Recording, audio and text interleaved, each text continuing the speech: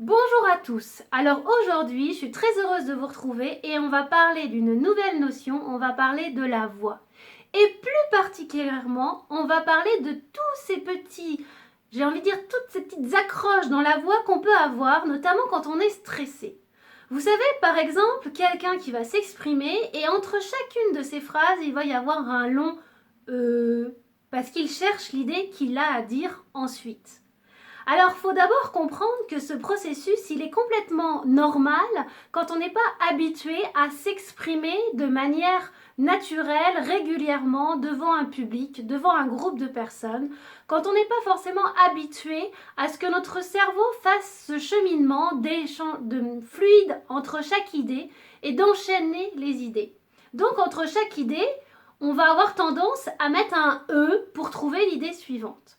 Sauf que cette petite accroche, finalement, elle va devenir quelque chose qui va ponctuer notre discours.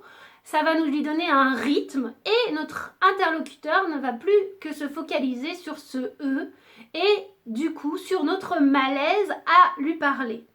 Donc, ce que je vais vous inviter à faire, ce que je vais t'inviter à faire, c'est plutôt de travailler le silence. Tu as une idée et tu n'as pas forcément encore l'idée qui vient après. Et bien, plutôt que de combler, j'ai envie de dire, ce vide et de laisser ta voix en suspens par le « e », tu vas t'accorder un véritable silence pour trouver ton idée suivante.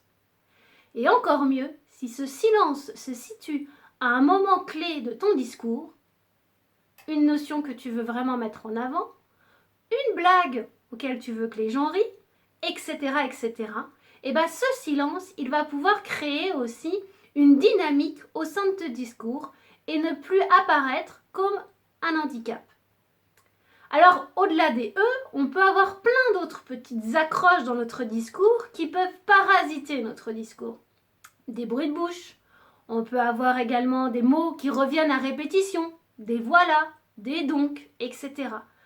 Tout ceci est aussi synonyme de stress, de recherche de nos idées, de recherche des mots qui ont à venir après. Et tout ça, c'est aussi lié à notre respiration. Plus on va avoir une respiration calme, posée, tranquille, plus on va aérer notre cerveau et plus nos idées vont pouvoir venir régulièrement et créer ce rythme fluide de notre discours. Alors beaucoup de gens me disent, bah oui Morgane, toi t'es à l'aise parce que tu fais des vidéos, etc. Tu prends tes notes, t'as tes contenus, etc.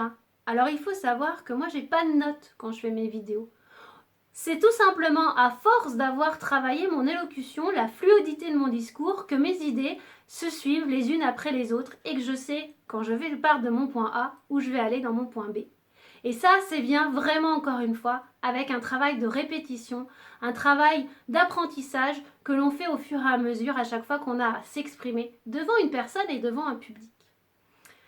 Si cette vidéo, elle t'a parlé, si cette vidéo, elle t'évoque, si toi, tu as ce problème-là, peut-être tu sens que ton discours n'est pas fluide, que tes idées, elles arrivent un petit peu à droite, à gauche et que tu ne sais pas comment les mettre en forme, partage-moi ton expérience en dessous de cette vidéo.